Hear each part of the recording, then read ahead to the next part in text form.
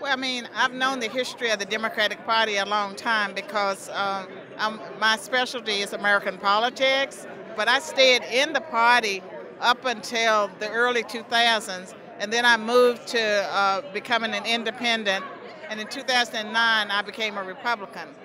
And I believe that the Democratic Party is not the party, it's clearly not the party that a lot of African Americans believe it is.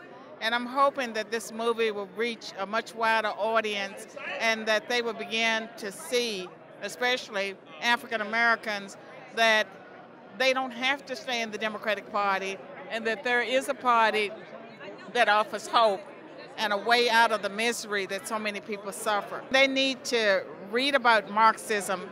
Maybe they'll read about it and they'll like it, but they need to know that it's pure Marxism and study they should go from learning about Marxism to studying the impact that it's had on the rest of the world. I think that a lot of African Americans are being deceived. They want a better life. They want a better world. They're being used. And if they truly believe that black lives matter, they would be concerned about the abortion rate in the black community. In cities like New York, more black babies are being aborted than are being born. If they truly cared about black lives, they really would be concerned about the high black-on-black murder rate. Many of the programs that the Democratic Party pushes enslaves blacks, and when they bring in more and more immigrants, that decreases opportunities for low-wage, low-skilled Americans of all races. So the policies of the Democratic Party are not policies that are going to enable many poor people to overcome their plight.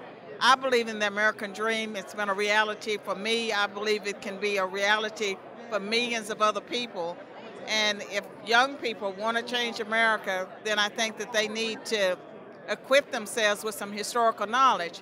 I also believe that a part of the problem for many Americans, and again, I'm going to keep going back to black people because I'm black, is that we put our faith in government now. There was a time when we put our faith in God, but now it's government, and that's a mistake.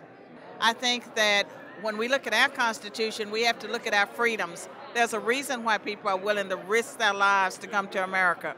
Freedom of religion, freedom of speech, freedom of association, all of those things that we take for granted. Our Bill of Rights, that's something that we should cherish. No other country in the world has come up with anything better.